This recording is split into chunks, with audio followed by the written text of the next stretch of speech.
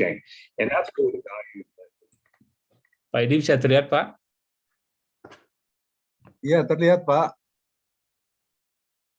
Terlihat, Halo? Pak. Halo, halo. Terlihat. Pak. Halo, halo. Terlihat, Pak. Pak Edi bisa terlihat, Pak? Iya, terlihat, Pak.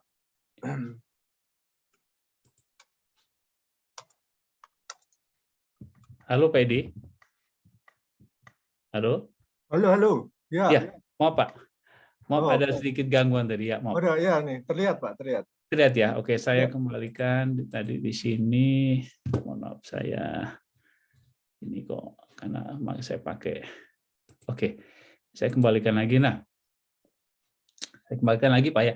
Nah, ini kalau tadi saya sebutkan tadi, jadi kalau ini simulasinya seperti kayak gini. Nah, ini juga ada apa yang terjadi di beberapa industri. Jadi kejadiannya karena dia tadi paper cloud explosion ya. Jadi di Inggris terutama ada 28 fatalities yang di tahun 74 itu, kemudian 89 di Houston, Texas, kemudian bahkan tahun 2021 Pertamina Balongan juga ada ledakan juga ya. Dan ini di Bond-Split tahun 2005 juga cukup banyak ininya kerusakannya gitu ya, sehingga dari vapor cloud explosion dari gas dispersion tersebut. Nah, ini mudah-mudahan bisa menjadi pelajaran buat kita juga bahwa makanya perlu dilakukan QRA ataupun assessment begitu ya. Kemudian juga mitigasinya perlu ada sistem gas detection system, kemudian shutdown system, dan tentu juga untuk menjaga technical integrity dan operating integrity dari facility tersebut. Demikian Pak Edi, mudah-mudahan bisa menjadi pelajaran buat kita hari ini. Terima kasih banyak. Baik, terima kasih Pak Ildiansyah atas penyampaian safety moment-nya. Langsung kita lanjutkan dengan acara pokok kita yang akan disampaikan oleh Ibu Mutiara Maulida. Waktu kami persilakan Bu Mutiara. Terima kasih. Iya Pak.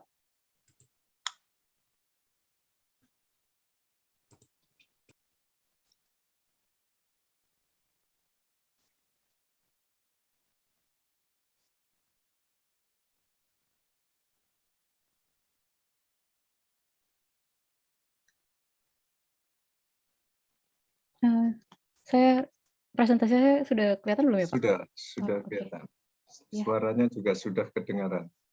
Siap Pak. Ya, Assalamualaikum warahmatullahi wabarakatuh. Selamat sore, salam sejahtera untuk kita semua. Semoga rekan-rekan sekalian dalam keadaan sehat. Terima kasih pada PI, Pak Edi atas kesempatannya pada sesi hari ini untuk saya menyampaikan presentasi. Mungkin sebelumnya saya memperkenalkan diri dulu. Nama saya Mutiara Maulida, alumni Teknik Fisika ITB 2007. Kemudian saya melanjutkan S2 di Otomasi Proses Teknik Fisika ITB, dan saat ini saya bekerja sebagai instrumen engineer di PT Rekayasa Industri. Oke, baik. Izin saya mulai untuk presentasinya.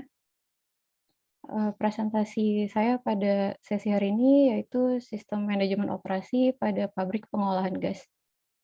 Mungkin kalau tadi lebih menjelaskan ke safety-nya, sekarang saya menjelaskan ke sistem manajemennya.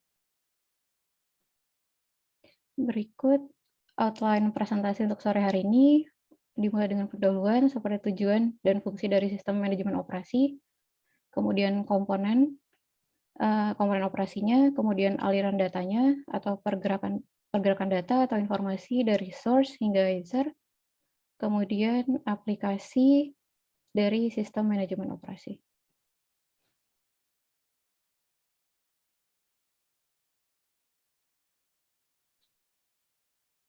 Iya, sistem manajemen operasi. Sistem manajemen operasi pada suatu pabrik diperlukan untuk membuat proses pengoperasian dari pabrik tersebut menjadi lebih optimal dan produk yang dihasilkan dapat sesuai dengan yang direncanakan atau dengan spesifikasi. Fungsi dari sistem manajemen operasi adalah mengelola informasi seperti status, maintenance, performa, penjadwalan, dan data historian dari komponen operasi. Komponen operasi, adapun di sini secara garis besar ada 3 komponen utama dalam pengoperasian suatu pabrik, Yang pertama adalah personil atau orang-orang yang bekerja dalam pabrik tersebut. Kedua adalah peralatan atau equipment, mulai dari equipment yang besar seperti tangki, vessel, kompresor, gas turbin, sampai yang kecil seperti transmitter atau detektor. Yang ketiga adalah material atau bahan baku. Masuk ke aliran data, untuk aplikasi yang disampaikan pada presentasi hari ini, source data atau informasi bisa didapatkan dari instrumen atau alat ukur yang ada di lapangan, seperti flow, level, pressure, temperatur transmitter, analyzer, gas detection, dan lain-lain. Data dari field instrumen ini kemudian dikirimkan ke control system atau safety system, misalnya mungkin dikenal seperti PLC atau DCS. Selain untuk data-data ini, selain bisa berfungsi sebagai control system atau safety, data-data ini juga selanjutnya bisa digunakan untuk sistem manajemen operasi ini. Jadi kita bisa nanti dengan data-data ini bisa digunakan sehingga operasi dari suatu pabrik ini bisa lebih optimal. Seperti itu. Untuk presentasi hari ini, saya akan menjelaskan beberapa aplikasi dari sistem manajemen operasi, seperti data historian, manajemen operasi untuk daily operation, kemudian ada energy performance, selanjutnya ada maintenance, dan terakhir ada sistem manajemen untuk dokumentasinya.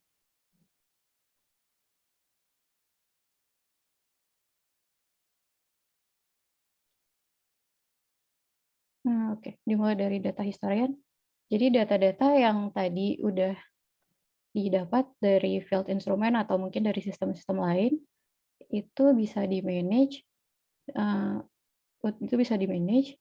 dengan dibagi menjadi kelompok-kelompok tertentu, seperti dari mungkin lokasi, unit, atau pembagiannya mungkin bisa customize ya.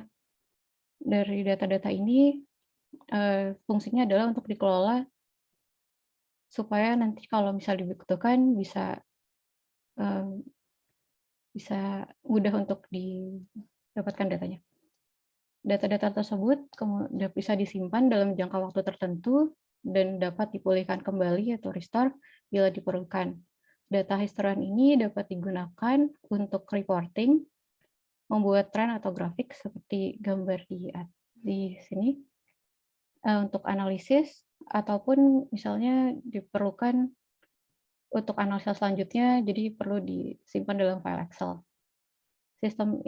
Sistem ini juga nantinya bisa digunakan oleh sistem-sistem lain yang akan saya sampaikan selanjutnya.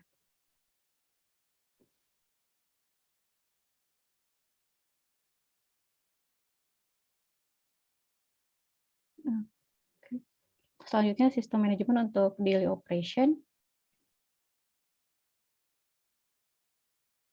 Dalam mengoperasikan pabrik setiap harinya diperlukan suatu sistem yang dapat memberikan informasi kepada semua personil yang terkait dengan pengoperasian plant tersebut, seperti misalnya operator, supervisor, planner, engineer, dan lain-lain.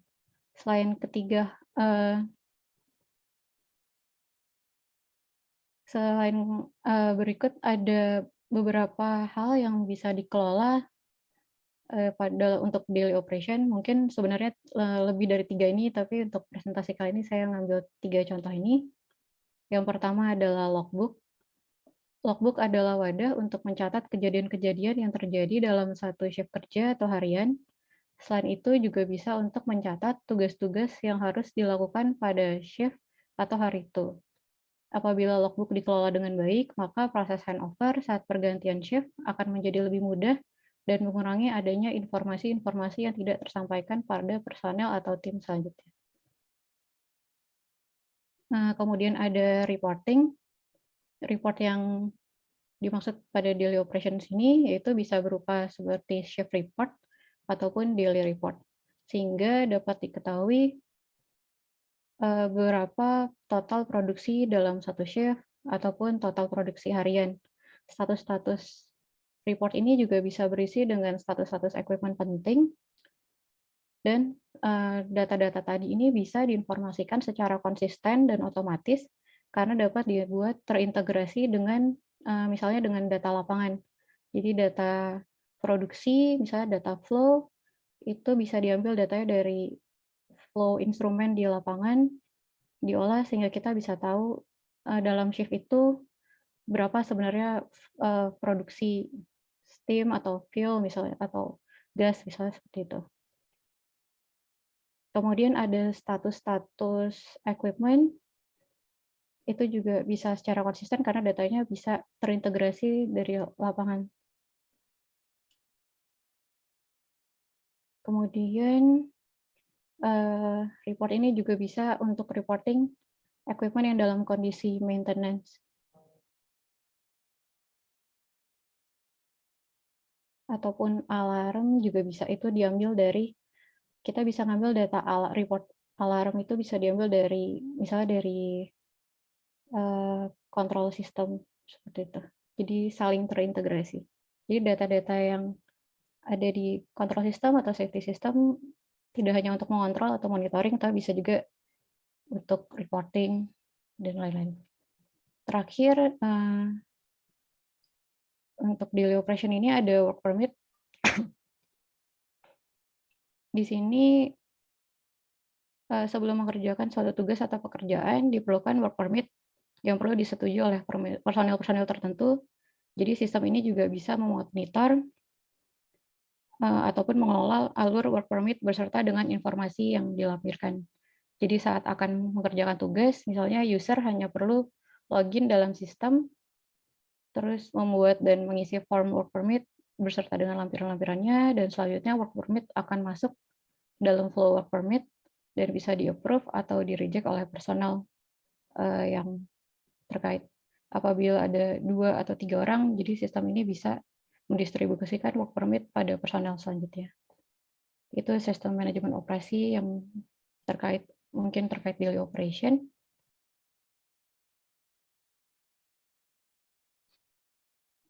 Oke, selanjutnya ada sistem manajemen untuk energi. Mungkin energi di sini lebih ke monitoring dan lebih ke efisiensi energi juga. Energi manajemen sistem bertugas untuk memonitor produksi dan konsumsi energi, serta mengukur performa suatu pabrik berdasarkan efisiensi energinya. Di sistem manajemen energi ini, kami untuk dapat mengukur konsumsi atau produksi atau efisiensi energi dari suatu pabrik, itu dimodelkan terlebih dahulu sesuai dengan pabrik tersebut. Misalnya yang dimodelkan itu bisa boiler, gas turbin, kemudian fuel network-nya, emisi, dan juga elektrik atau power biasanya. Termasuk itu yang biasa dimodelkan. Dalam simulasi ini juga diperlukan data-data aktual yang di dalamnya yang didapatkan dari instrumen di lapangan. Jadi data-data dari filter instrumen tadi juga bisa masuk ke energy management system, dan di sini nanti dari plan yang sudah dimodelkan, data-data untuk alat ukurnya itu aktual, kita ambil dari lapangan. Seperti itu. Keunggulan menggunakan sistem ini adalah sistem dapat mengkalkulasi energi yang masuk dan keluar dari pabrik, serta biaya jika kita nambah informasi biaya fuel misalnya, atau biaya produksi, serta mengkalkulasi faktor-faktor lain yang dijadikan acuan performa pabrik berdasarkan energinya. Kalkulasi dapat dilakukan secara kontinu oleh sistem, karena ini by sistem bukan orang, jadi bisa dijalankan secara kontinu. Kemudian data-data yang dihasilkan dapat menjadi informasi untuk memonitor, mendeteksi, menganalisa performa dari plan. Sistem dapat juga dikonfigurasi untuk memicu alarm atau notifikasi bila terdapat konsumsi energi yang tidak optimal. Kondisi dari equipment yang menjadi bagian dari sistem ini juga dapat diketahui performanya, sehingga apabila ada equipment yang mungkin hasil dari simulasi performanya menurun, dapat dilakukan maintenance lebih awal sebelum terjadinya masalah.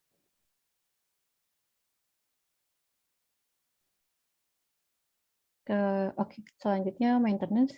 Ini mungkin datanya bukan data live aktual dari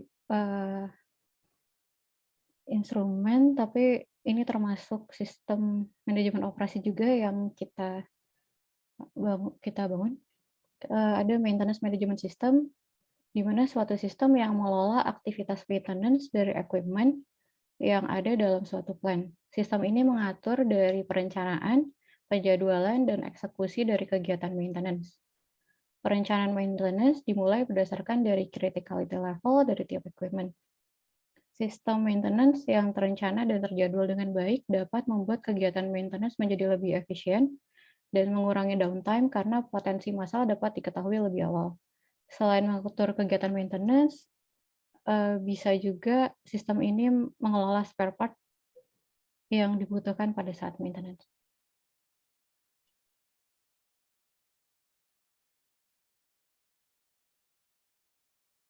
Selanjutnya, sistem manajemen dokumen.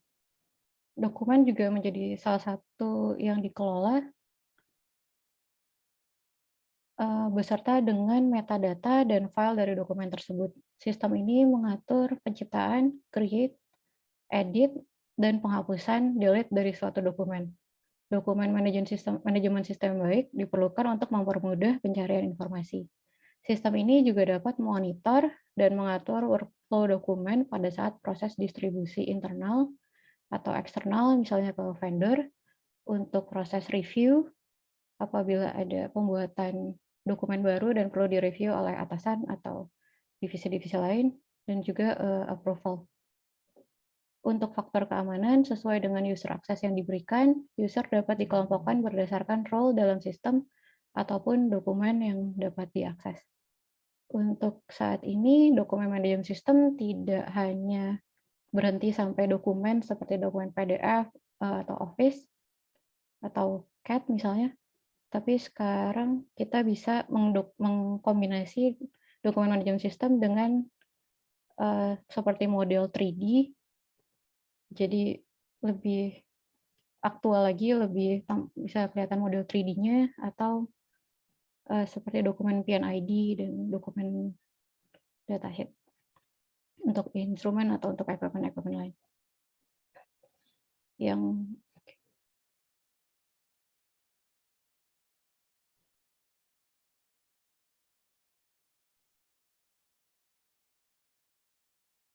Oke, Pak.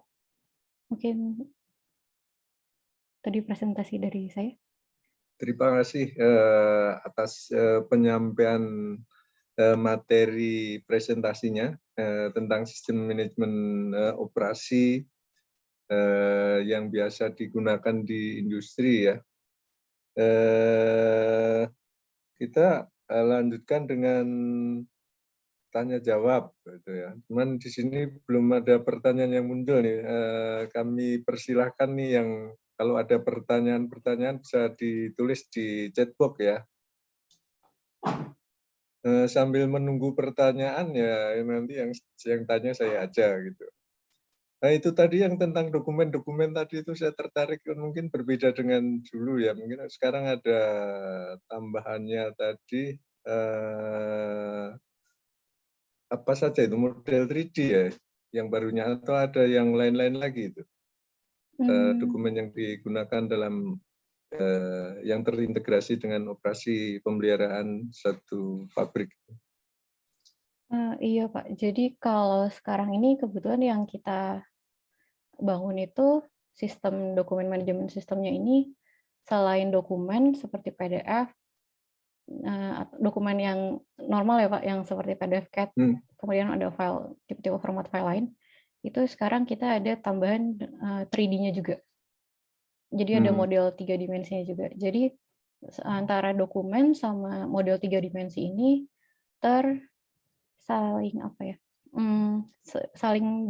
terhubung dengan equipment-nya.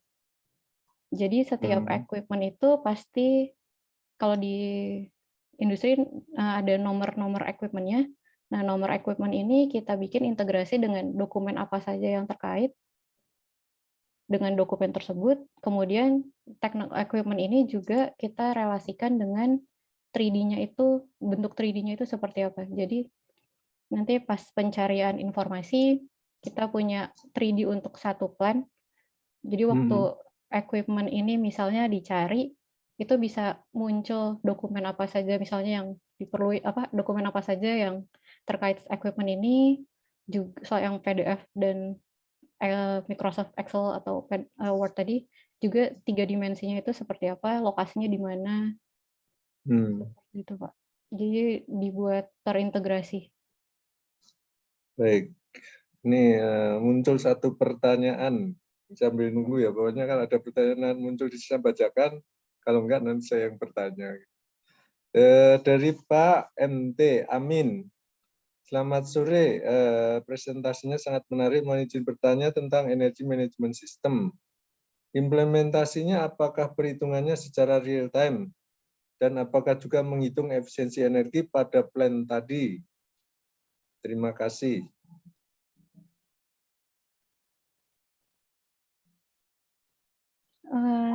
Oke, yang energy management system.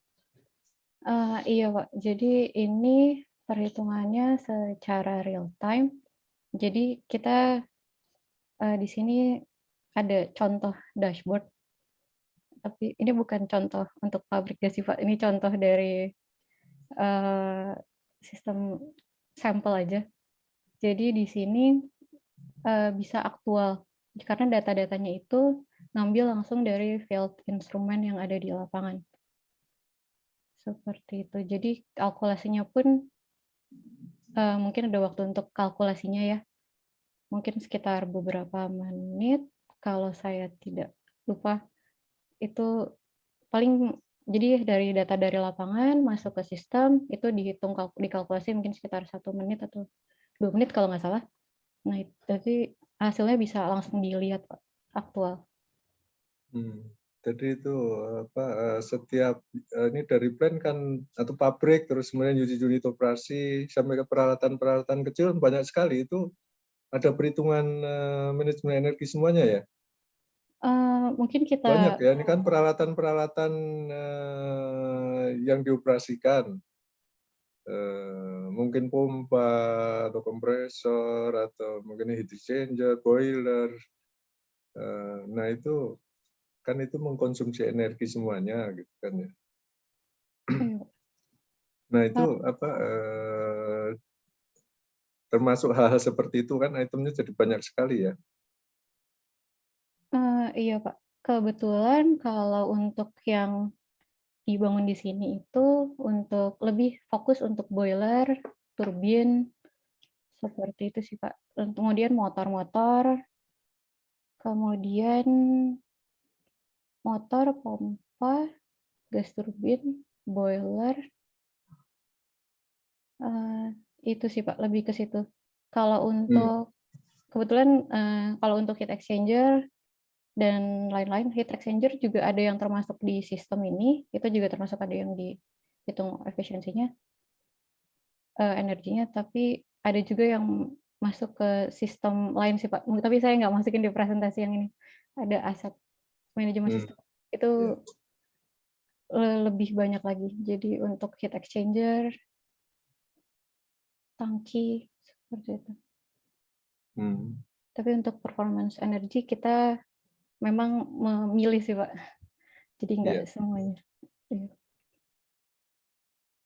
Ada pertanyaan dari Pak AJN, cuma dibaca ada yang ini kurang jelas ya. Izin bertanya, pada dokumen manajemen sistem disebut ada apa nih, menanda ini apa nih?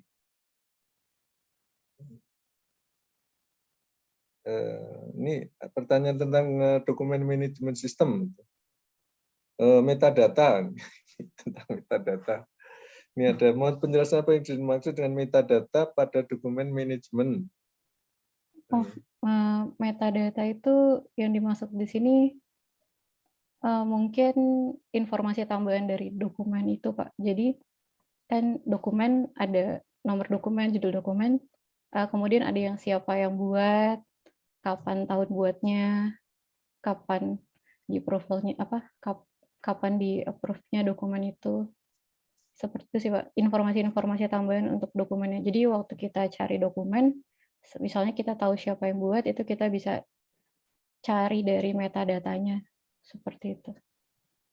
Baik, berikutnya dari Pak Andre Tripatra.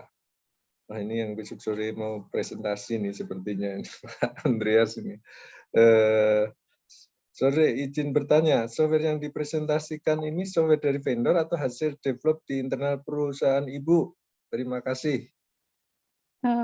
Saya berharapnya dari internal, tapi bukan Pak. Ini kita develop dari vendor juga Pak. Ada vendornya untuk masing-masing. Ya, mungkin bisa dijelaskan diaplikasikan di mana gitu, atau dari pengalaman yang sudah pernah pernah dijumpai gitu oleh Bu Mutiara. Ini ada beberapa case seperti ini itu mungkin bisa dijelaskan gitu. Maaf Pak, gimana Pak? Ya, artinya kan ini didevelop oleh vendor. Oh, ini oleh vendor ini lagi sedang pada waktu mengerjakan proyek di mana di PT Rekayasa Industri, misalkan oh ini memerlukan aplikasi seperti ini. Oh iya Pak, yang di presentasi ini saya kebetulan untuk proyek di JTB Pak.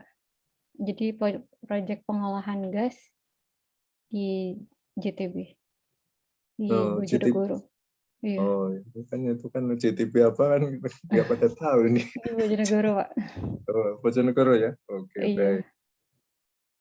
Oke, ditunggu lagi nih pertanyaan-pertanyaan yang lainnya.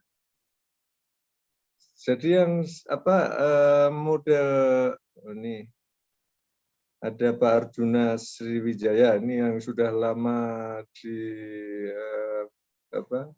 perusahaan IPC ini, Pak Arjuna ini. Izin bertanya, apakah energy management system dapat mengadvise mana konsumen energi yang dapat di-replace dari renewable energy dan mana yang tidak? Nih, ada nggak? Untuk saat ini kalau yang di develop itu belum sih Pak, masih belum sampai renewable energy, karena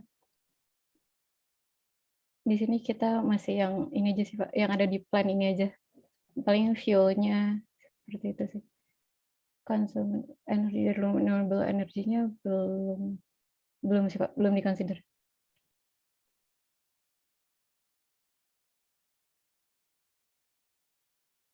Maaf Pak, ini kayaknya masih di mute Pak. Secara nggak sengaja ini. Pengertian renewable itu kan luas ya.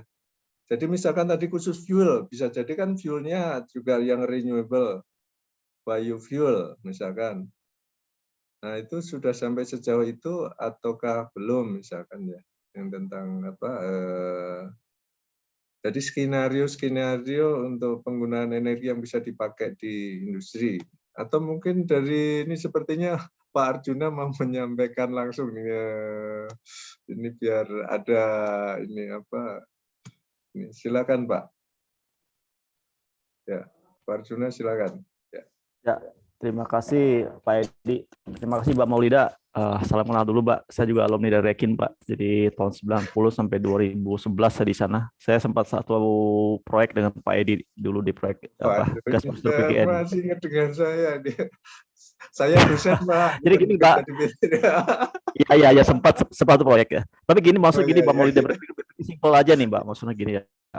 Katakanlah ada serangkaian control valve dalam sistem plant tersebut ya. Itu kan bisa diproteksi. Control valve tersebut atau shutdown valve itu bekerja jam-jam kapan saja ya. Saya bayangin simpel aja gini lah. Kalau misalnya kita punya solar cell power plant EV ya, PLTS lah gitulah. Kita tahu sendiri kan itu kan dikerjanya hanya bisa pada saat siang hari, malam hari nggak bisa. Nah, itu kalau misalnya itu kita bisa prediksi control valve itu yang di plant itu bekerja maksimum pada siang hari atau malam hari. Maka yang siang hari itu di replace sama sama si PLTS. Tapi kan masalah PLTS itu kan punya namanya istilah density energy ya, Pak Edi juga tahu ya. Artinya Iya. density energy di PLTS lebih kecil dari density energinya dari power yang dari PLTU, power dari PLN. Kira-kira Iya. seperti itu. Jadi kalau misalnya bisa diestimasi kapan si PLTS itu bisa masuk mensuplai powernya si katakanlah ada 100 control valve, itu kan efisiensi energi tinggi sekali, Mbak. Kita kan bukankah kita harus mengendorse atau men-approve kebijakan pemerintah ya untuk apa penggunaan energi renewable ya. Bayangan saya seperti itu. Jadi artinya kita kalau bicara efisiensi ya di situ kita masuk kayak gitu loh. Jangan sampai PLTS kita suruh ngerain kompresor, situ kompresor ya nggak mungkin lah, nggak bisa kan. Density energi nggak masuk itu. Kira-kira bisa sampai seperti itu nggak, Mbak Maulida? Terima kasih, Mbak. Iya, Pak. Jadi sebenarnya sih sistem di sini kan bisa customizable ya, Pak. Ya. Jadi sistem yang ada di sini bisa customizable tergantung plan-nya, tergantung mungkin tergantung plan-nya mau seperti apa. Kalau misalnya konsepnya seperti itu mungkin bisa juga sih, Pak. Tapi untuk saat ini saya belum pernah, Pak. Tapi harusnya sih bisa juga. Ya, sebenarnya Soalnya itu yang kita harapin dari suatu konsep manajemen energi ya untuk kedepannya Iya. gitu Pak Edi. Iya Pak, jadi itu mungkin kalau mau dikesanakan itu pertama mungkin harus ada kajiannya dulu Pak. Itu yang apa Bang Safi, instrumen, Ya, iya. transmitter, kontrol valve itu energinya berapa? Ini harus ada Iya, yang melakukan betul. pengukuran, harus mendata itu. Kalau udah, oh Ya, nih sekian kWh siang hari, betul, ya betul, baru betul, betul. perlu PLTS berapa Iya, iya, kWp ya, mungkin gitu betul, Pak. betul. Ya Kalau mau memang seperti mau itu. di drive, oh ini pakai renewable. Pikir saya kan renewable tidak hanya PLTS, itu kan Ya, misalkan iya, ini betul. biofuel ya kasih biofuel juga gitu Pak. Ya, ya, emang berpikirannya harus integrasi sih kalau kita mau bicara soal green energy dan Ya, campaign ya. Jadi nggak bisa berpikir sepotong-sepotong gitu. Kita ya, betul, betul. mikirnya nih semua powernya dari power plant dari solar cell nggak bisa, ada geothermal nggak bisa. Ya, Jadi ya, harus betul. kombinasi Pak zaman sekarang Pak pikirnya Ya, Pak. ya, ya. Ya, mencari peluang yang mungkin ya. Jadi matahari masuk berapa persen maksimal, Ya, iya, iya. kemudian biofuel berapa persen Betul, masuk. betul. Nah, itu mungkin. Nah, ini memang perlu ada apa kalau dari dorongan global ada ya, cuman ini kan sekarang ininya edukasi masyarakat ini Pak. Iya, iya, iya, iya. Tapi sebelum bicara Bahkan edukasi masyarakat yang ke skop kecil dulu, edukasi plan itulah tuh yang sadari dulu. Ya kita kan sadari ya, plan banyak makan konsumsi gas, ya, fuel, diesel fuel dan sebagainya. Itu kalau arahnya berpikir ke sana ya, aduh luar biasa tuh penghematannya itu. Terus green ya, energy juga bisa disupport dari situ berpikirnya. Saya kira ya, gitu ya. aja Pak Edi, Mbak Mutiara. Oke, ya baik. Terima kasih nih Pak Arjuna, luar biasa Pak. Terima kasih Pak. Ya, baik. Berikutnya dari Pak Cahyo ya. Apakah sama sistem manajemen operasi dengan OEE?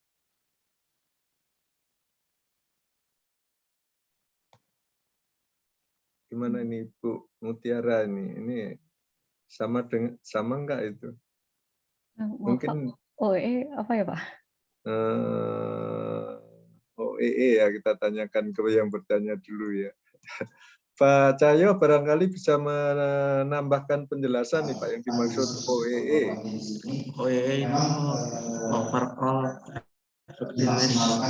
equipment. Overall equipment effectiveness. Ya. Apakah sama itu atau yang lain? Penjelasannya. OEE ini mirip seperti efisiensi aset gitu bukan ya Pak? Iya, ada perkalian itu, ada produktivitas, efisiensi, ada 3 komponen gitu loh. Ini overall-nya itu disebut sebagai OII. Ya ini satu. OEE Iya. ya terkait dengan availability, performance rate, sama quality. Oh, Nah itu ada juga sih Pak, tapi untuk yang di presentasi ini kebetulan nggak saya masukin Pak. Kalau ada lagi sebenarnya di pengolahan gas ini sistem manajemen, misalnya untuk aset, di situ kita dari equipment itu kita hitung seperti kondisi asetnya. Jadi di situ dihitung misalnya kondisi asetnya. Kalau nggak salah ada sih Pak, tapi saya nggak masukin di presentasi ini. Termasuk ya OI ada data OE-nya ya. Mungkin sama, tapi bukan di presentasi yang hari ini Pak. Jadi selain yang sudah saya presentasikan, itu salah satunya adalah ada sistem manajemen untuk aset, lebih ke equipment performance. Jadi di situ kita ada data aktualnya dari lapangan, terus itu disimulasi supaya dapat data performance-nya. Dibandingkan dengan data dari pabrik, misalnya seperti itu. Itu Baik. mungkin sama, Berikutnya, tapi saya takut saja. ya, baik, berikutnya dari Pak Andika Anugrah. Izin bertanya, untuk data plan yang telah dikumpulkan seperti logsheet, kira-kira berapa lama data tersebut harus kita simpan dan mengapa selama itu? Terima kasih. Ada nggak ini tentang ketentuan ini datanya berapa lama dan mengapa selama itu? Kalau untuk data, kebetulan kami itu untuk data yang masuk itu disimpan terus sih Pak. Cuman memang bentuk penyimpanan dan availability-nya itu aja yang berbeda. Jadi misalnya data yang masuk itu bisa available, kita bisa langsung masuk sistem dan kita bisa lihat misalnya data dari 2 tahun ke belakang misalnya seperti itu. Nah, di luar data 2 tahun itu kita simpennya biasanya pakai dia bentuknya misalnya tape atau jadi lebih ke hard jadi penyimpanannya udah tidak di server tapi kita simpan dalam bentuk tape gitu sih Pak biasanya. Backupnya ya, di backup Iya, aja. di backup. Jadi yang di luar 2 tahun itu kita masih punya sih sebenarnya yang didesain seperti itu. Jadi untuk mengapa saya kurang tahu juga sih kenapa. Tapi biasanya sih kita simpan terus sih Pak data-data plan itu. Yang kita desain seperti Baik. itu. Terima kasih. Berikutnya dari Pak Kunto. Izin bertanya, untuk faktor keamanan data pada sistem ini apakah menggunakan third party security system atau seperti apa?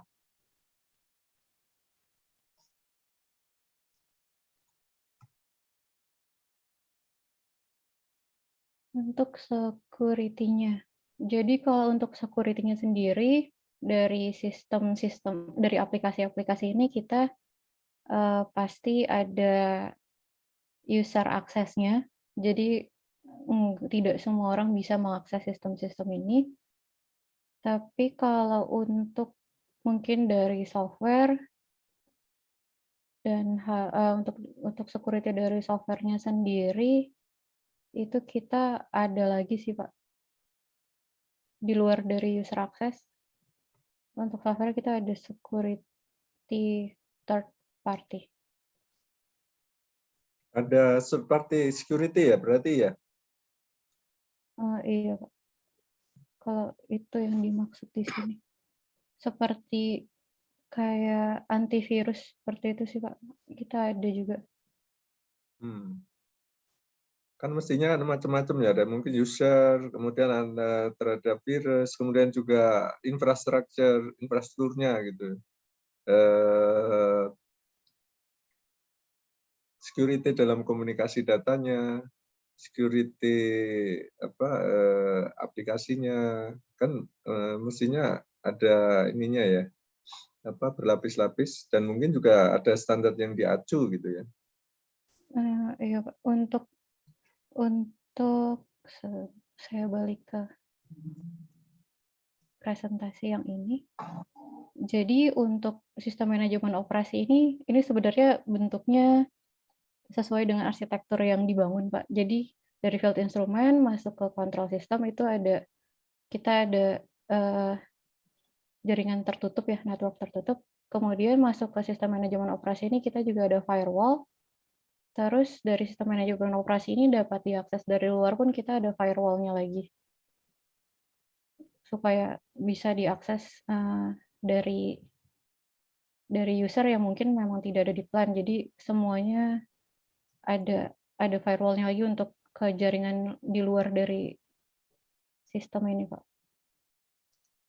Gitu, itu Baik. selain dari antivirus dan mungkin tadi user access. Baik, berikutnya dari Mbak Meyanto Eko Sulistyo. Mohon penjelasannya terkait komponen-komponen dalam sistem manajemen operasi pada pabrik pengolahan gas. Kalau dikaitkan dengan level manajemen dalam perusahaan, penjelasan terkait komponen-komponen dalam sistem manajemen dikaitkan dengan level manajemen dalam perusahaan. Ini gimana ini? Ada ininya enggak? Ada benang merahnya enggak? Mungkin itu pertanyaannya barangkali. Level manajemen dalam perusahaan berarti di personil ya, Pak? Iya, ya kan mungkin ada beberapa departemen, nah itu saling terkoneksinya ke sistem ini gimana gitu kan? Mungkin ada departemen pemeliharaan, departemen operasi, departemen finance bisa juga, gudang nah bisa juga itu sama level-levelnya gimana itu? Ini mungkin yang ditanyakan Pak Miyanto ya, saya menginterpretasikan aja. Mungkin kalau untuk masuk ke dalam sistem itu kalau di sistem itu mungkin ada ini sih Pak, ada untuk aktualnya ada role-nya juga. Jadi untuk masuk ke dalam sistem ada semacam akses tertentu itu tergantung dengan personil ini tugasnya sebagai apa di sistem-sistem tersebut. Misalnya ke dokumen, ini yang hampir semuanya menggunakan ya. Jadi misalnya kalau di dokumen itu kita ada yang levelnya mungkin hanya untuk view dokumen aja, ada yang untuk bisa review dokumen atau approve dokumen, bisa nge-create dokumen, itu mungkin ada akses role, itu ada akses role-nya sendiri. Terus misalnya bisa juga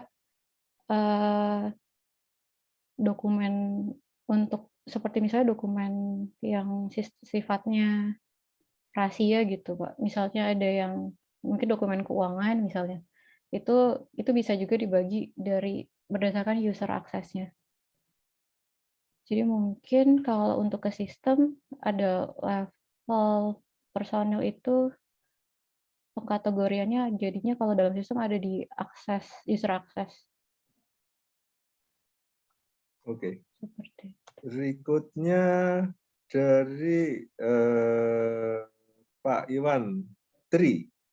Terima kasih Bu Mutia atas materinya. Izin bertanya, dalam setiap development management system, operation, maintenance, dan lain-lain, apakah juga harus tercapture terkait nilai investment, aset, dan outlook product performance?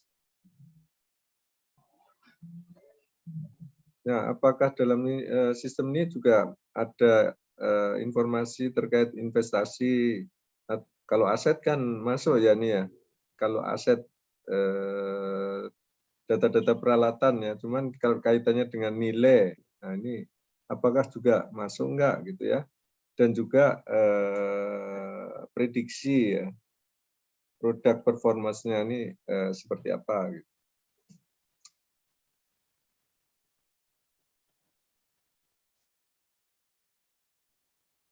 Oke. Nilai investment aset. Biasanya sih Pak, kalau untuk nilai investment atau aset itu yang memang yang masuk dalam sistem yang dikelola itu biasanya yang dianggap aset penting. Mungkin Mungkin di Maksudnya bagian finance kali ya, pesan kalau yang ada informasi nilai aset berapa gitu. Kalau nilai. di operasi di level apa control room, mungkin nggak sampai nilai aset barangkali ya. Tapi saya nggak tahu kalau ada banyak perubahan. Oh, ini yang dibangun oleh PT Rekasa Industri yang termasuk juga nih nilai aset dimasukkan di bagian sistem operasi. Biasanya sih Pak yang kita masukin memang yang nilai asetnya besar atau criticality-nya tinggi sih Pak. Jadi Ada ya. perlu di efisien atau perlu apa? Jadi perlu misalnya perlu bisa lebih efisien atau misalnya seperti maintenance itu basisnya memang dari criticality level, ada juga yang berdasarkan aset, nilai aset. Oh, nilai aset ya, berarti ada informasi nilai aset. Informasi nilai aset ada untuk yang kritikal ya. Kemudian ini outlook product performance. Nah, ini product performance itu ada nggak itu? Yang product performance pasti ada ya product performance. Ada sih Pak. Ya. Outlook produk tuh ada. Kemudian dari Pak Sugeng Wahyudi ini, apakah sistem yang disampaikan ini terintegrasi dengan Asset Management System dan CMMS?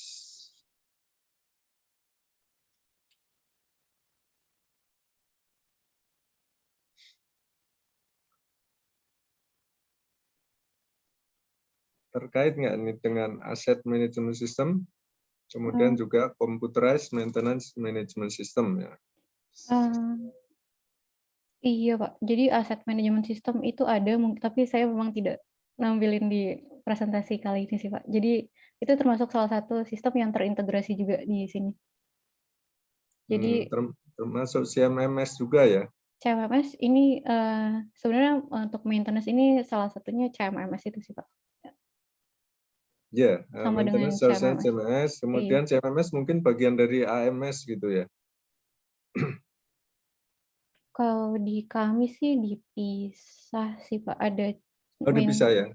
Iya, Asset Management System tersendiri. untuk maintenance-nya tersendiri lagi. Untuk aplikasinya. Baik, berikutnya dari Pak Anggatara. Izin bertanya Bu, untuk sistem manajemen operasi yang diterapkan tidak ada flow atau alur yang menyatakan keterkaitan antar bidang dengan operasi pemeliharaan dan juga efisiensi energi. Nah, ini gimana nih? Pertanyaannya tentang alur atau flow yang menyatakan keterkaitan antar bidang dengan operasi pemeliharaan dan juga efisiensi energi.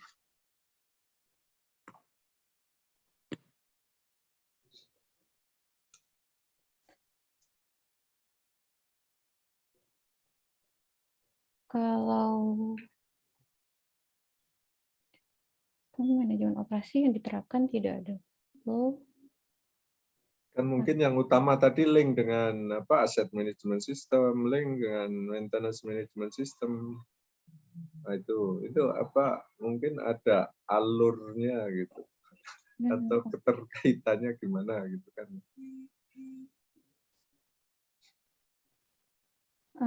Iya Pak. Jadi kalau untuk efisiensi energi di sini itu sebenarnya lebih ke kita masih pakai fuel gas ataupun fuel oil misalnya seperti itu. Jadi di situ ada efisiensinya seberapa besar kita perlu full. Misalnya seberapa besar flow atau feed untuk fuel-nya ke dalam equipment misalnya seperti itu. Kalau untuk maintenance operasi pemeliharaan. Nah, kebetulan karena di sistem efisiensi energi di sistem energi ini kita sudah memodelkan, Pak. Jadi sudah ada modelnya juga, jadi itu bisa ada kalkulasi yang bisa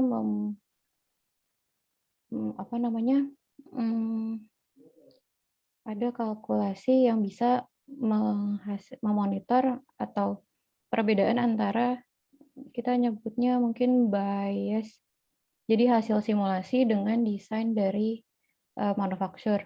Nah, apabila dari data hasil simulasi dengan data yang seharusnya atau data yang idealnya dari manufacturer itu udah lebih dari delta yang kita tetapkan, itu berarti kan ada penurunan performa, itu bisa terkait, jadi bisa mungkin ada maintenance yang perlu dilakukan karena mungkin performanya sudah turun. Ada performa yang menurun gitu. Itu kalau hubungannya antara efisiensi energi dan pemeliharaan mungkin seperti itu.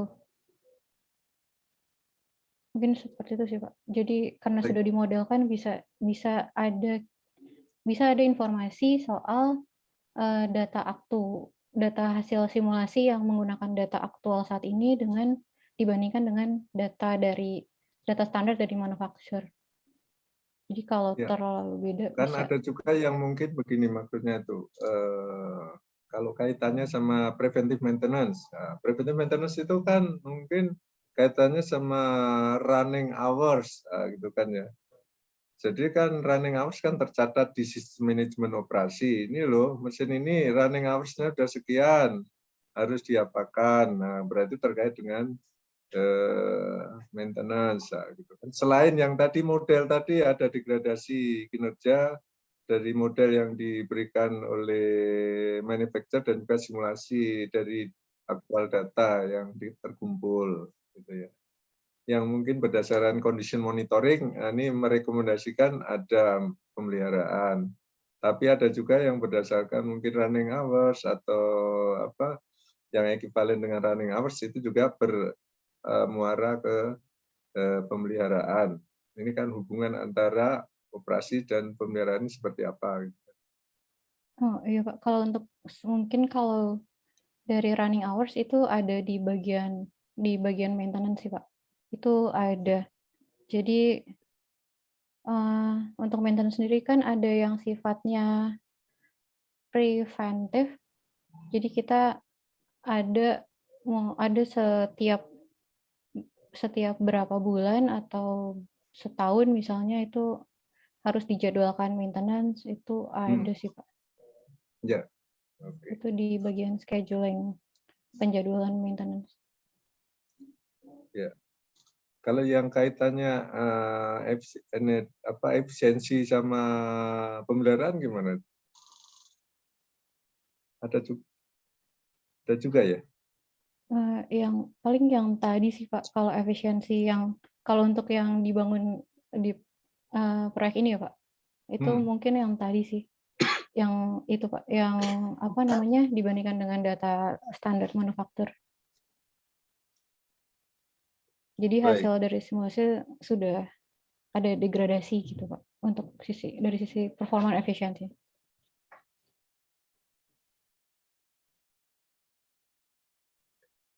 Baik. Berikutnya pertanyaan dari Pak Andre ya, Tripatra. Jadi bertanya kembali dengan sistem untuk dengan sistem software apakah bisa mengidentifikasi unit proses yang mana tidak efisien? Ini terkait capability software dapat mengkalkulasi energi yang masuk dan keluar. Nah ini apakah menggunakan software? Softwarenya apa mungkin ya, yang bisa mengkalkulasi energi masuk dan keluar dan juga bisa menilai efisiensi dari satu proses atau peralatan yang dioperasikan. Oke Pak, jadi ini mungkin energi, mungkin yang terkait dengan energi manajemen sistem ya Pak. Kalau secara desain itu selain data-data untuk equipment yang memang perlu perlu dipantau atau perlu dimonitor atau perlu dikalkulasi efisiensinya, kita juga ada kalkulasi untuk per unit prosesnya. Itu jadi selain detail, selain equipment-nya, kemudian untuk satu plan ini kan dibagi beberapa unit proses. Nah, itu kita juga menghitung, jadi dari detail dari masing-masing equipment ini tergantung unit prosesnya, itu kita hitung juga sih Pak, efisiensinya untuk per setiap unitnya, setiap unit prosesnya itu ada, termasuk juga overall efisiensinya. Baik, berikutnya dari namanya di sini Prodi D3 TPM. Terima kasih Bu Mutia atas materinya. Izin bertanya terkait dengan work permit. Apakah lebih mengarah ke JSE, ya, job ya, ini sebenarnya J-nya bukan joint safety analysis tapi job safety analysis ya, dan SIKA, surat izin kerja aman, atau lebih ke prosedur operasi seperti di refinery namanya STK, sistem tata kerja. Mohon penjelasannya, terima kasih. Sistem tata kerja. Oh, oke.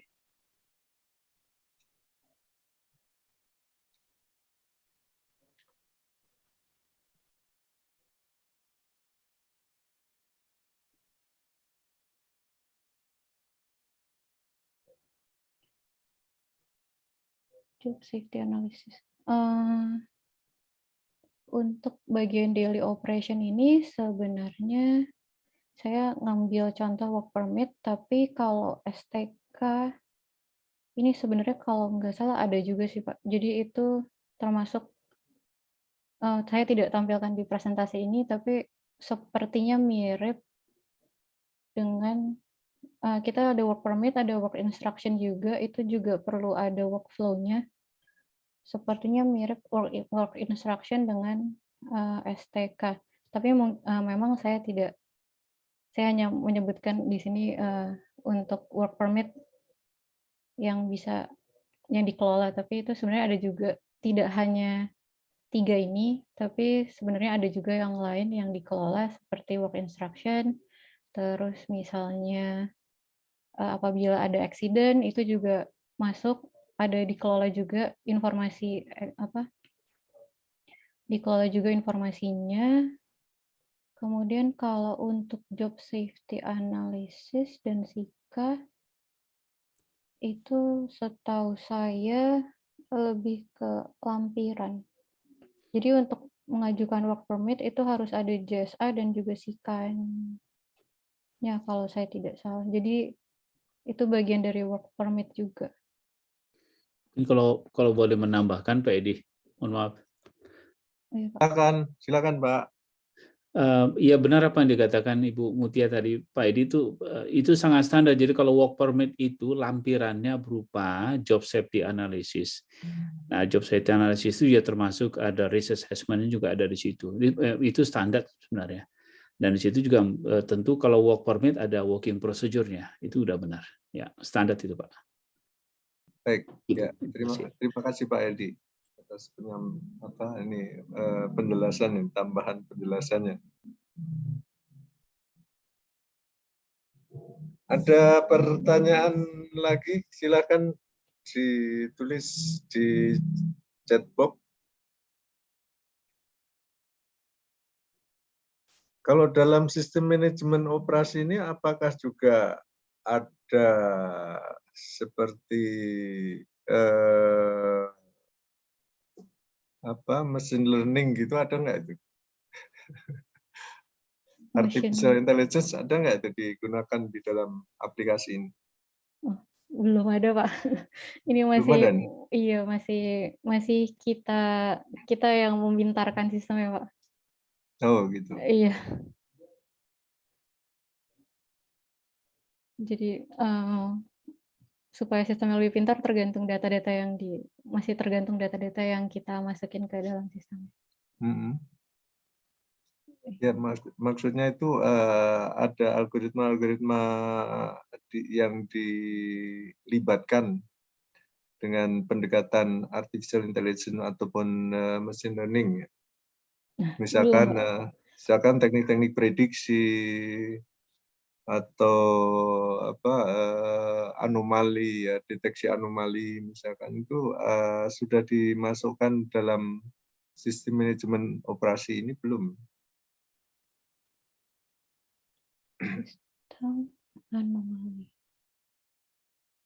Kan misalkan menjumpai anomali, ya, datanya diproses kan, data yang dari transmitter diproses, kemudian kalau ditambahkan semacam sistem deteksi anomali kan, seandainya terjadi anomali langsung ada ini semacam alert, gitu kan, ya, pemberitahuan bahwa ini ada anomali gitu kan, misalkan. Nah, kalau sekarang kan zamannya anomali, salah satunya ini, oh ini ada anomali itu langsung ketahuan. Sehingga bisa di analisis lebih lanjut nih, anomali ini nanti akan berdampak seperti apa. Kalau untuk anomali biasanya kita ini sih Pak, jadi ada range yang diperbolehkan, misalnya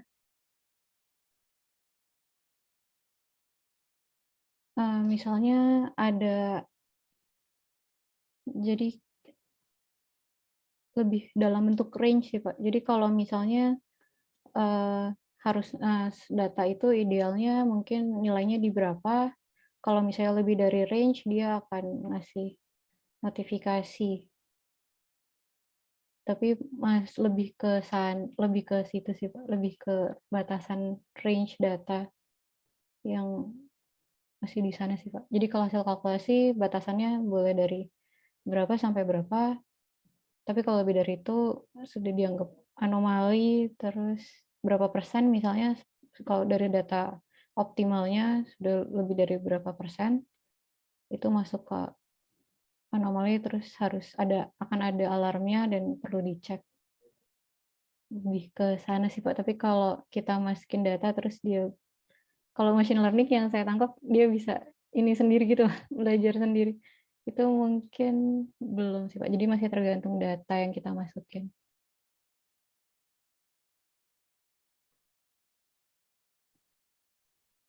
Jadi Sampai kelupaan nih, masih mute ini tadi.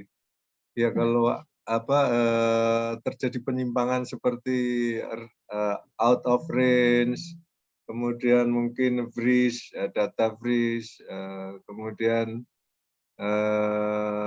rate of change kadang-kadang juga dipakai.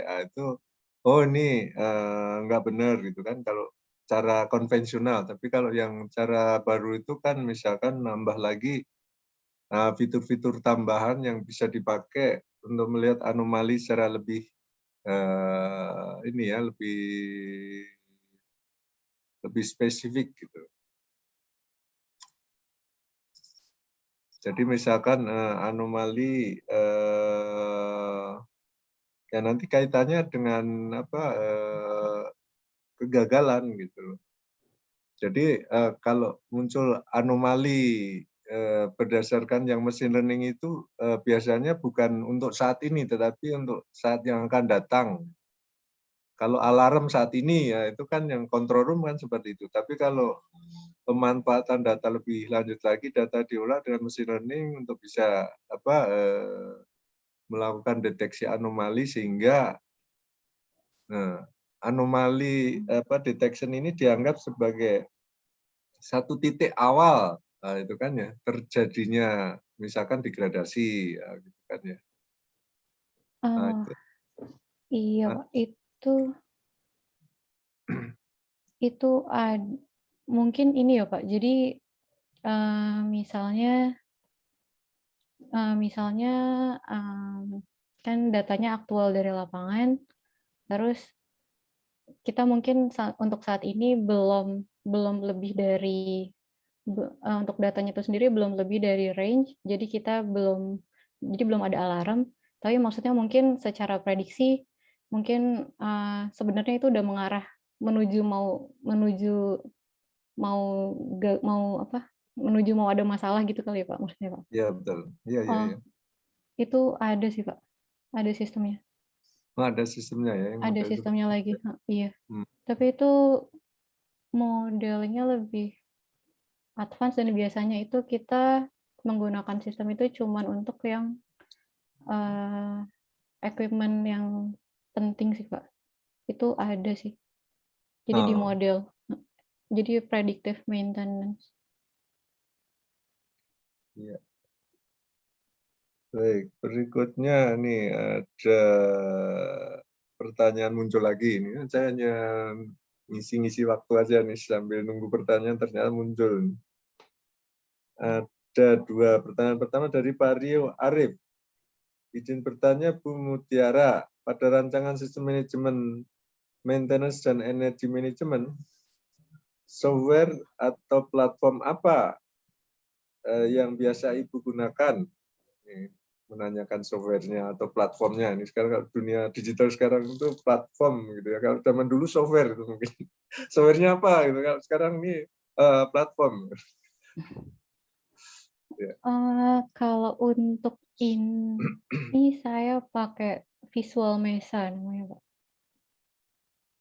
Oh, Nama softwarenya Visual Mesa. Visual Mesan. Visual Mesa, MESA. Oh, MESA. Iya, Oh, Visual Mesa. Visual Mesa. Oke, oke, oke. Nah itu udah ada jawabannya gitu ya. Itu udah untuk sistem manajemen maintenance dan energi manajemen ya, sudah untuk dua-duanya ya. Energi Pak. Kalau maintenance itu untuk yang Visual Mesa untuk energi manajemen. Kalau untuk maintenance kalau untuk maintenance-nya sendiri itu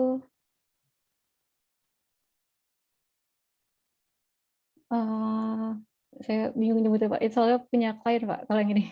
Kalau maintenance. Oh. Jadi dari kita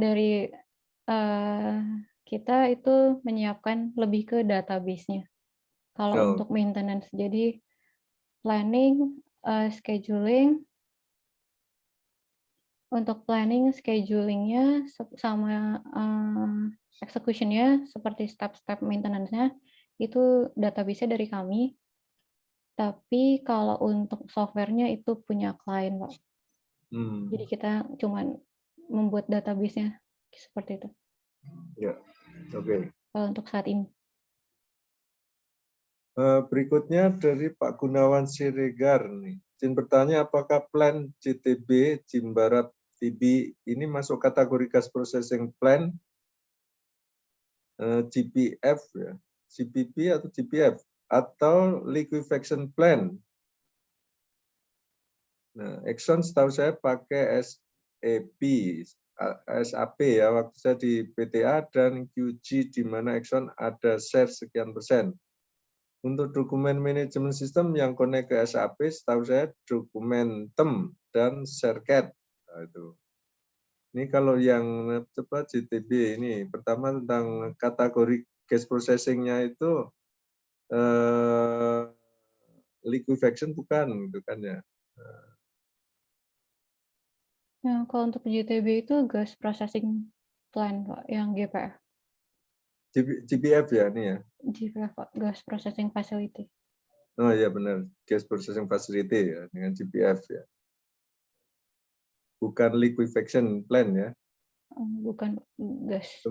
Ya, itu yang tentang pertanyaan tentang gas processing facility. Kemudian yang berikutnya tentang software ya. Ini kalau yang apa? Ini enterprise resource planning ya, ini ya SAP gitu ya, ini ya kelasnya itu yang apa? Yang banyak digunakan gitu ya. Atau kalau seperti di JTB ini apa? JTB. Mungkin ada bisa dijelaskan kan ini Pak Gunawan Siregar, ini mungkin biar ada suaranya sekalian nih Pak Gunawan, gimana nih Pak? Silakan Pak. Selamat sore Pak Edi. Ya ya. Mungkin biar ngeramein aja Pak Edi. Iya biar rame nih Pak Gunawan. Nggak banyak yang sing takon. Iya. Pertama salam kenal sama Bu Mutiara. Sorry Bu, Iya, Pak. saya juga 2000 sampai 2004 pernah direkin Bu. Alumni, Pak. Iya. Saya PEM buat proyek Blue Sky Jaya Rekin. Oh. Saya kerja sama Pak Herman Harun. Iya, Pak. Pak Bambang Ismanto masih ada Bu di sana. Pak Herman udah di PLN kali ya? Wah, saya kurang tahu, Pak. Oh, kurang tahu. Wah, jaraknya terlalu jauh, Pak. Terlampau tua saya. Terlambat tuh, Bi. Baik. Jadi ya memang setahu saya gitu ya. Exxon setahu saya untuk liquefaction plant mereka selalu pakai SAP. Tapi untuk GPF ini nggak tahu. Saya pun dari tadi menduga nih. Mungkin kategorinya ini GPF seperti yang di Senoro gitu kan, juga Dongginya kan itu GPF juga kategorinya. Tapi Senoronya LNG liquefaction. Nah, kalau yang di JTB ini kan cuman diolah di situ kemudian dilempar ke laut ya, Bu. Ke Laut Jawa ya. Ada pelabuhan situ ya. Gimana, Pak? Dilempar kemana, Pak? Ya, produknya itu Oh. gasnya itu sama kondensatnya kan di kapal kan ya kalau nggak salah. Ke Exxon, Pak, kita, Pak. Saya tahu saya ke kapal kondensat ya. Ada kondensatnya nggak itu? Ada pasti, Pak. Kondensat ada, Pak. Oh, Itu ada. Kalau gas pasti ada kondensat, Pak. Iya. Oh. ke Exxon sih, Pak. Ya itu kan JTB setahu saya sama Exxon ya. Samping-sampingan sih, Pak. Itu. Pemegang sahamnya sebagian dulu. Karena saya juga dulu ikut waktu feasibility-nya. Saya sempat ke kantor Rekin berapa kali lagi ke tempat proyek yang di gedung belakang itu, Bu. Iya kan? Iya, Pak. Yang di gedung belakang kan kantor proyeknya JTB di Rekin. Iya. Iya, saya ketemu project manajernya juga di situ. Waktu itu ada masalah proses apa. Jadi kalau melanjutkan yang tadi, setahu saya untuk GPF mungkin JTB pilih ini gitu yang Ibu kerjakan itu. Karena mungkin jumlah datanya dibandingin liquefaction itu pasti mereka akan pakai SAP. Karena baik waktu saya di Arun dulu juga kan itu pemegang sahamnya Exxon juga 35% itu pakai SAP kita. DCS sama SAP. Nah, kemudian di proyek-proyek berikutnya yang di Timur Tengah sama yang di Australia itu Gorgon itu mereka juga pakai Dokumentum. Kalau untuk documentation itu bisa 3D di situ. Saya mau masukkan aja gitu Pak Kaidi. Ya, ya gimana Pak? Dokumentum ini cukup canggih dan dia bisa canggih ya connect Dokumentum. ya. Oh, oke. Sedangkan untuk project management, maintenance management itu tetap pakai SAP. Jadi kalau kita bikin PO itu purchase order itu udah di SAP. Approval-nya pun di SAP. Iya, ya. Jadi project management, maintenance management sama procurement management sudah di dalam SAP. Jadi bentuk modul ya. Iya, maintenance modul juga ada di sana ya. Ya, maintenance modul, project modul. Waktu saya itu masih rilis 3, Pak. Saya nggak tahu sekarang udah rilis berapa ya. Inventory modul segala ada di situ. Ya, ada Pak. Inventory modul ya. Jadi memang biasanya sister company ini pakai yang gede-gede. Kalau untuk yang ShareCat ini setahu saya dipakai di BP. BP ini pakai ShareCat dan itu bukti connect sama SAP juga. Tapi pengalaman saya lebih banyak Dokumentum yang pakai. Dan biasanya itu diolah sama departemen IT dia. Bisa 3D, bisa di-connect juga ke Smart Plan segala macam. Jadi demikian Pak Edi buat ngeramein sama makasih Pak Gudama Siregar nih, makasih. Berikutnya nih masih ada nih Pak Sugeng Wahyudi nih. Apakah prediction dan implementasi metode hazard identification dalam proses identifikasi bahaya dan analisis risiko pada unit gas? Ini gimana nih Kak? Pertanyaannya tentang hal ini. Apakah di sistem operasi, manajemen operasi ini ada juga nih hal seperti yang ditanyakan Pak Sugeng Wahyudi ini?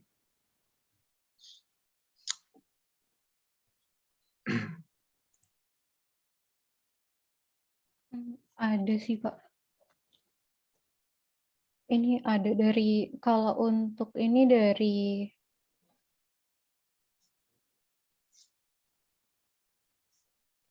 oke. Kalau untuk ini dari mulai basic, dari mulai engineering sudah ada sih, Pak. Jadi kita waktu mendevelop project pasti ada ini sih, Pak. Jadi apa Hazard. desainnya itu sudah menyertakan hal ini gitu ya?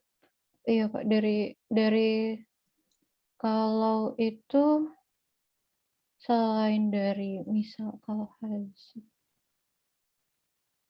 itu ada sih, Pak, dari mulai desain proses kita juga ada desain dalam develop prosesnya sendiri itu ada sih, Pak. Oke. Implementasi hazard. Ya. Adakah pertanyaan lain lagi yang akan disampaikan?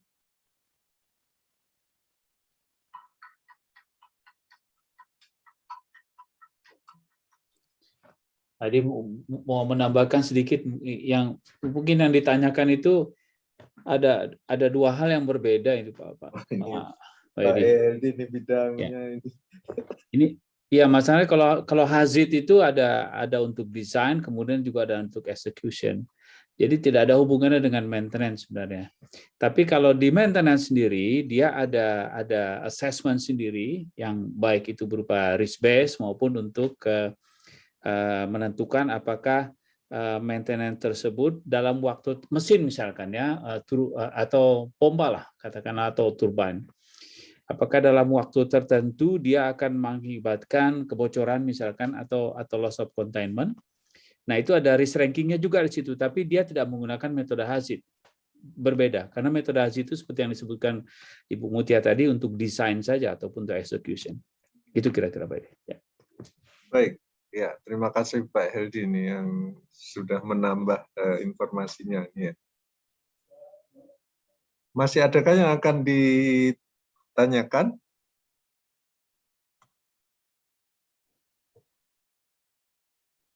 Kalau sudah nggak ada lagi, kita akhiri acara sore hari ini. Kita lanjutkan besok sore ya. Besok sore itu tentang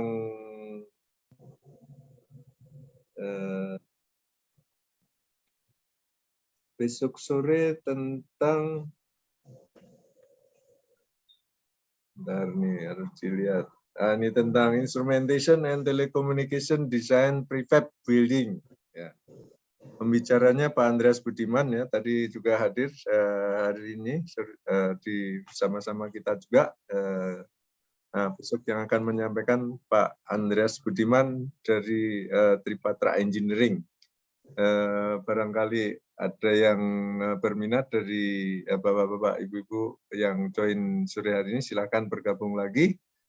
Kita ketemu besok sore. Sekali lagi, saya atas nama BK Teknik Fisika PI mengucapkan terima kasih kepada Bu Mutiara Maulida yang sudah menjadi pembicara, menjawab pertanyaan-pertanyaan pada sore hari ini. Terima kasih Pak Eldiansyah yang sudah menyampaikan safety moment pada sore hari ini dan juga memberikan tambahan-tambahan penjelasan yang mencerahkan, memberikan tambahan menjadi jelas ya apa yang didiskusikan pada sore hari ini. Kemudian terima kasih pada ibu-ibu dan bapak yang sudah bergabung di acara sore hari ini. Kita ketemu lagi besok sore. Mohon maaf kalau ada hal yang kurang berkenan. Salam sehat-sehat selalu dimanapun berada, tetap disiplin. Kita kenakan protokol kesehatan ya, supaya bisa menurunkan kasus-kasus baru dan mudah-mudahan segera semakin turun dan mendekati nol. Itu yang bisa saya sampaikan sore hari ini. Sekali lagi, terima kasih. Wassalamualaikum warahmatullahi wabarakatuh. Selamat sore. Sampai ketemu lagi. Waalaikumsalam. Waalaikumsalam warahmatullahi wabarakatuh. Waalaikumsalam. Terima kasih Pak Edi. Terima kasih. Terima Bapak kasih. Ibu. Terima kasih Bu Mutiara. Terima kasih Pak Edi. Terima kasih Pak. Terima kasih. Bu Mutiara ya. Terima kasih Bapak Ibu. Terima kasih banyak Pak, Bu. Terima kasih Pak Edi, Bu Mutiara. Terima kasih. Terima kasih juga Mbak Mutiara. Izin live ya. Jilid. Dan Ibu Mutiara mohon izin